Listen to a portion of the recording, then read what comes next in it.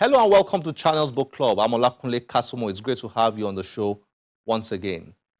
Our first guest today is a gentleman who has done brilliant work. He's written a book about hashtag NSAS. One of the things you will have observed about our culture in Nigeria is we tend to move on very quickly. Things happen and we just move on and we don't document history, very well.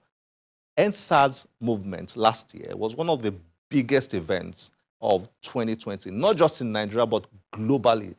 The world weighed in on NSAS. Celebrities all over the world weighed in on NSAS. It was a massive movement. Outside of COVID-19, for us in Nigeria, perhaps that was the biggest event of 2020.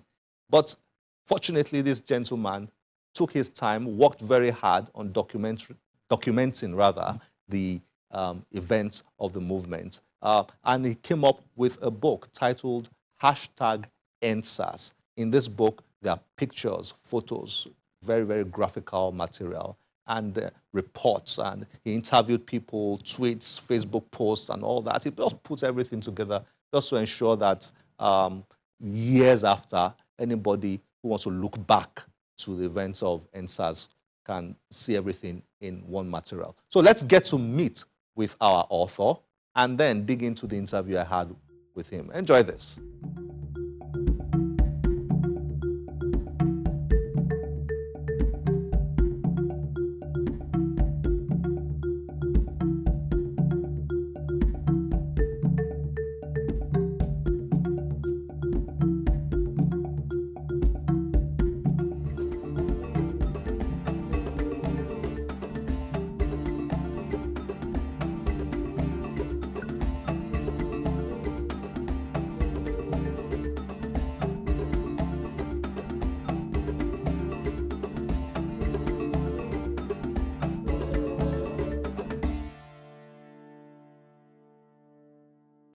Uzo, nice to have you on Channels Book Club. Thanks for joining us.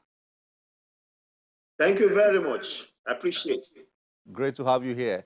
You're looking more like a comrade now these days. Looking good.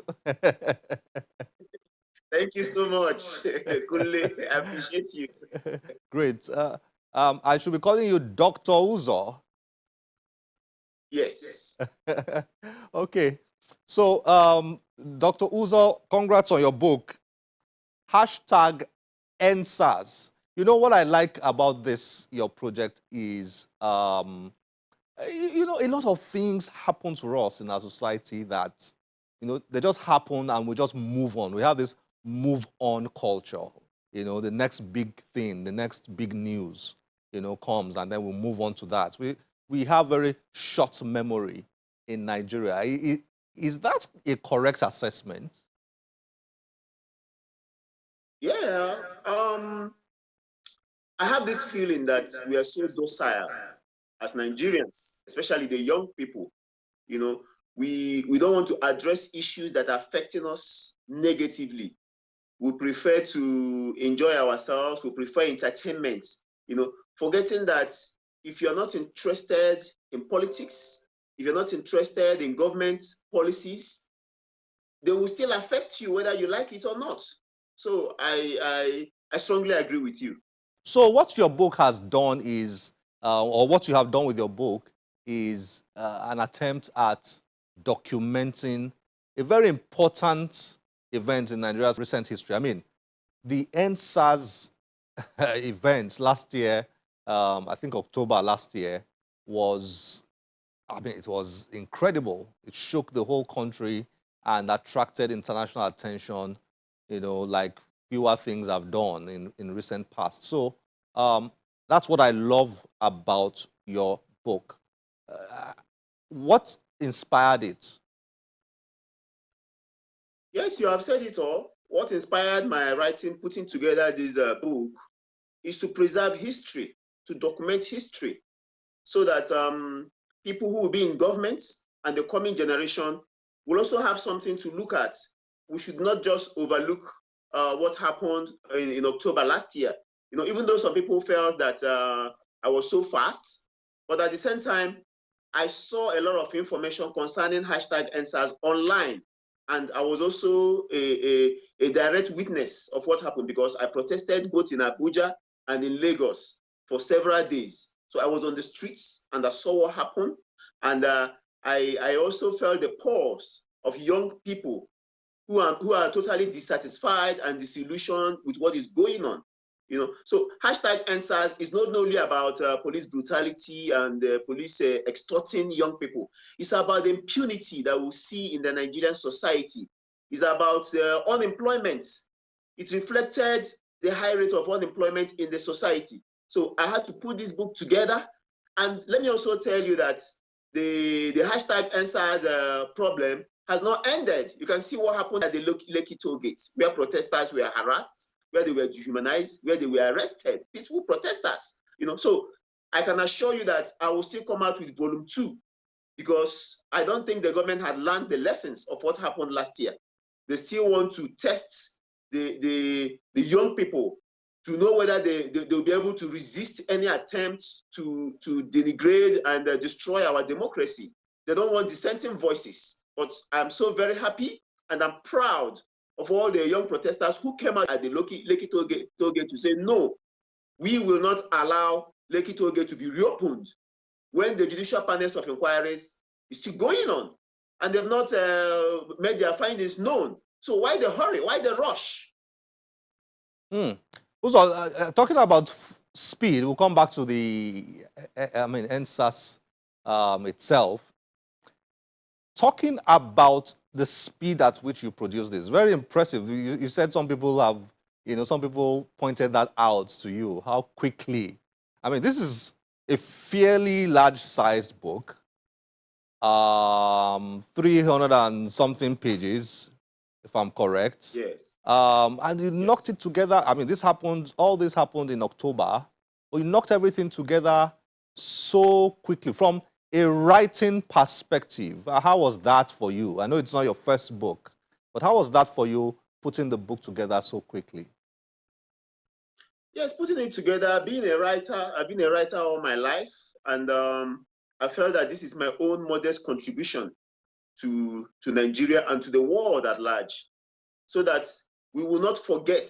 Like you said, Nigerians like to move on. Let's just not move on. Let's document history. So before 20th of October, I had to bring out, before 20th of December, sorry, I had to publish this book because I spoke with a whole lot of people who were concerned about the situation of things in Nigeria, the situation of the civil service, public servants, how they are handling issues, the politicians, the leaders.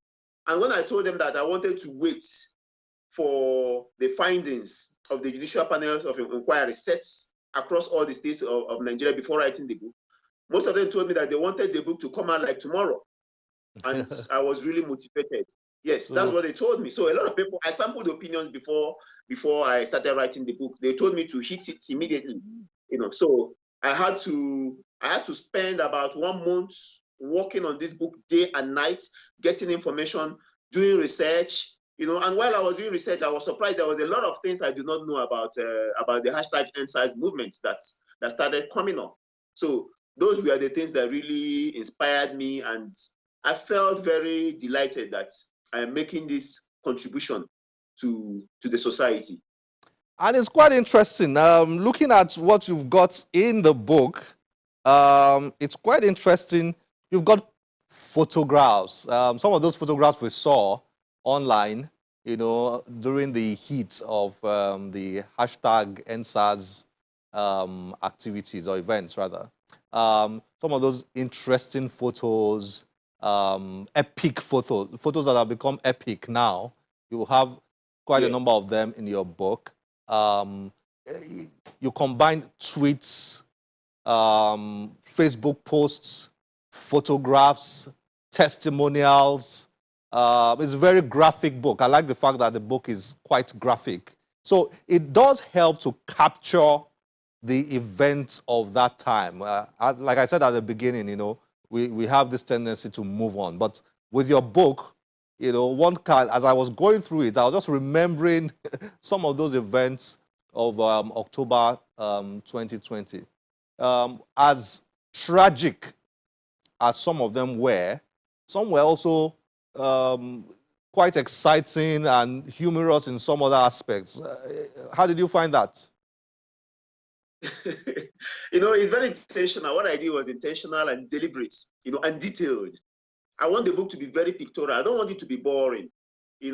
I want the next generation, or whether the next generation or people who will be in leadership position, or researchers all over the world. Like I have a lot of universities now in America and Europe and Canada.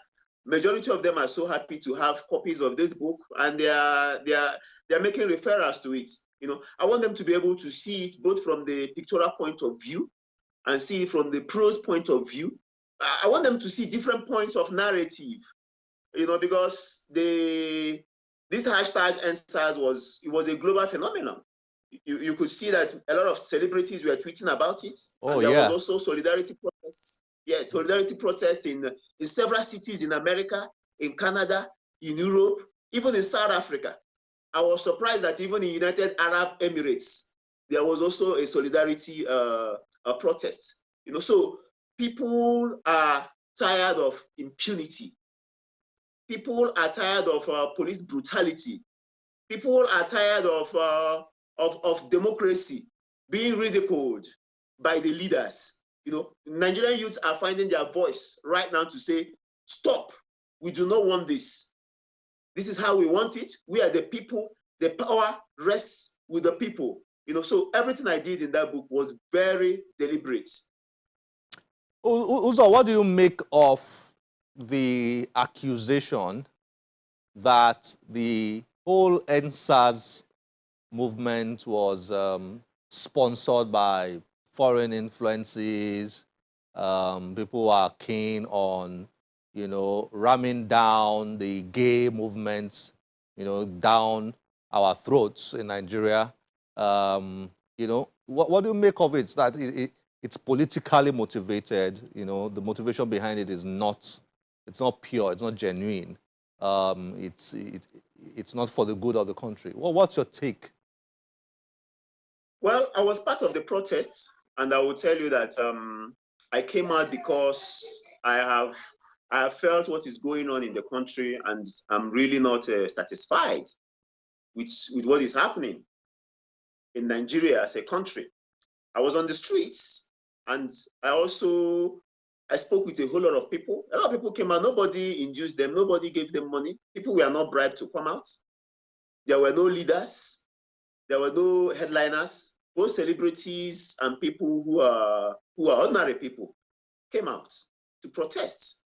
And when after the first 1 week, a lot of people who are not directly involved felt that people who are on the streets should have medical aids, they should have food to eat, they should be supported in one way or the other. They should also have legal aids. So they began to support people. There was no really any particular coordination from any end. There was no political undertone to it. There was no tribal or religious undertone to it. In fact, this is the best protests that I've ever witnessed in the history of Nigeria. And we also saw it when people also came out, in spite of the threats from the government, in spite of government organizing the entire police force to stop people from protesting at the toll gate. I was shocked because I was in Abuja here and I was wondering whether people would still come out. And people came out, both celebrities and ordinary people who are in obscurity. So all those things they are talking, all those accusations are mere fallacies. They don't hold water for me because I was a direct participant and everybody came out. It came from the soul of Nigerians. Nigerians are tired. There's a whole lot of unemployment. Like I said before, hashtag EndSARS is a direct reflection of the high rate of unemployment and what graduates and non-graduates are passing through in order to get a job. Do you know that Nigerians can no longer secure employment in the civil service without paying money for it? They are being charged as much as 3 million before they can get a job. Employment in Nigeria has been monetized. It has been sexualized. It has become a question of who do you know? If you don't know anybody, if you don't have connection, you cannot get employment. So these are some of the issues that I saw on the streets. And anybody who is trying to give it a political coloration or ethnic coloration or religious coloration, I think the person should better think again, because like we see, like we saw yesterday, it has not ended. People are still very much agitated and angry with what is going on in the country.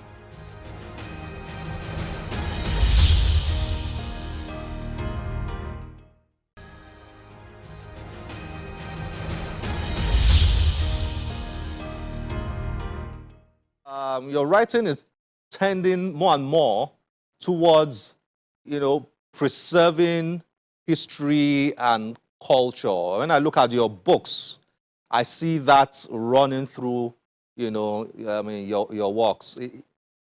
Did I get that right about you? Yes, you're absolutely correct. You are. Okay, why is that so? Well, I don't want to just be one of the passers-by in in history. I want to make history.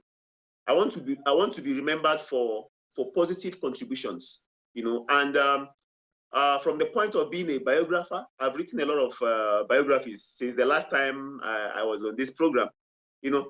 I think life should not be about me. Life should not be about how well I've lived, the amount of money I have, the material acquisitions I have garnered for myself and for my children. It should be about positive contributions. What have you done to improve the lives of people? What have you done to make people learn lessons of history? So you are very correct. I'm pandering towards historical facts and preserving culture and letting people know that maybe these are the mistakes we made. This is where we got it right. This is where we got it wrong, so that the coming generation can avoid such pitfalls. For instance, I don't expect that in the next 50 years, we should still be 50 or even 10 years, we should still be talking about police brutality or employment selling in Nigeria like it is presently. From 2015 till date, since this current administration came in, this APC government, employment is being sold, both in private and in public service. And I want to also let you know that I'm the convener of Unemployed People of Nigeria. I've also experienced this directly. I've applied to no less than 35 universities in Nigeria, and they were always asking me to bring money, bring with your PhD, bring connection. Yes, with a PhD, because I intend to lecture. Apart from being a writer, a successful writer, I want to also lecture. I want to impart knowledge. For these universities, 35 of them in the entire geographical zone of Nigeria, they are telling me the same thing. Employment is being sold. Lecturing is being sold. You go to the federal ministries, in the civil service, in the state civil service commission, in the armed forces, in the police, in the civil defense, name them, DSS. Employment is being sold. This is very, very, very sad. Very sad to hear. Very sad to hear, Uzo. Very, very sad to hear. That is the truth. Unfortunately, we've run out of time. Dr. Uzo, we've run out of time, unfortunately, and we just have to wrap this up now. Thank you so much. I've had a good time chatting with you, and I hope a lot of people will get copies of your book and read, because it's really exciting and it preserves a lot of our history. Thank you for joining us on Channels Book Club. Thanks for having me.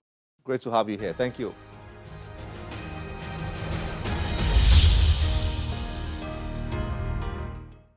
One of the events that hit us last week was the passing away of Chief Lateef Jakande. Chief Lateef Jakande was the first civilian governor of Lagos State, and his death really hit a lot of people. In a country where the political circle does not have such a great reputation. A lot of people would tell you that Nigerian politics is corrupt, politicians are corrupt, and a lot of things. But he was a role model in politics in Nigeria, and so his passing on was a big loss. Now, a book was written about him titled Jakande, His Story is History by Chief Tunde Panimokun. The good news is we've got 15 copies of this book to give away. So if you want to be a lucky winner, all you need to do is answer this 2-in-1 question. Who was the first governor of Lagos State? If Chief Lateef Jakande was the first civilian governor, who was the first governor of Lagos State? And who was the last military governor of Lagos State? before this current dispensation, civilian dispensation, which started in 1999. So, who was the first governor of Lagos State? And then 2, who was the last military governor of Lagos State pre-1999? If you get these questions right, we will do a raffle and then pick 15 out of all those who got the questions right. So, give this a shot. Up next is a reading.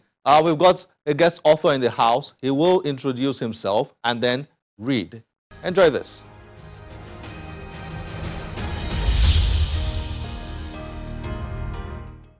Hello, my name is James Usayan. I'm a media and communication executive with Century Group and the senatorial candidate for Ondo South in the last election, 2019. And it was through this connection I have decided to share my experience with you on this book titled The Competent Youth. I wrote this book, and honestly, it is to challenge every youth out there to be able to advocate and participate in good governance. And so for this reason, I'm going to be reading the chapter 7 of this book so that you can be inspired as well to come all out and take leadership responsibility in our country, Nigeria, and Africa at large. Life is a journey of many phases. We get born, we grow, we get involved in activities of life, actively or passively. We age and transit. Within these phases of condition and opportunities and challenges would definitely vary from one individual to another, community to community, even for nations, from one to another. Great concern it is that you and I discover the need to be actively engaged in the affairs of our domains, communities, and nation. Regarding how such places evolve in governance and relevant administration toward all-encompassing purpose of bettering the lot of the life of circumscribed herein. The arches of your birth are not sufficient to hold you back from participating prosperously in how community is managed and administered.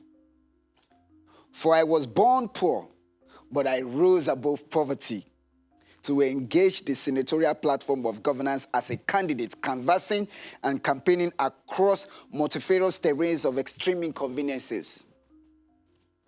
The discouragement of your environment, talking about the pervasive indifference of so many older figures in the land who have given up on the possibility of positive change, notwithstanding, you must, as a youth, go beyond the reproach of the living dead, the indifferent, and practically change the equation of squalor in the midst of plenty. Change the shameful grips of avarice and greed in the midst of abundance.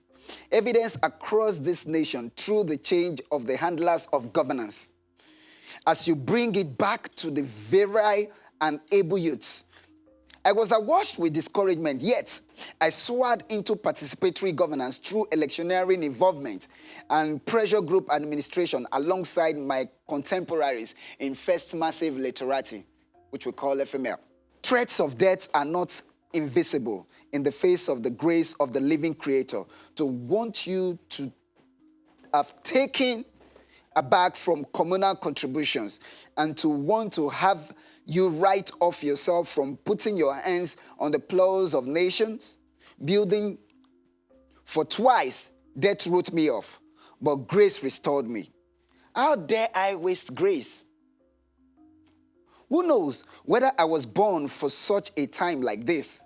A time to have the youths take over the reins of leadership and political governance of this great nation, part of whom you as a youth needs to participate. Then go ahead and present yourself for elective office with a good and deliverable manifesto that is designed to rescue our people from the current political parasite. Let us do this together, changing our strategy from transactional politics to transformational politics with a view to changing our nation and our world for good with evidence, well-being, and awareness of all. God bless.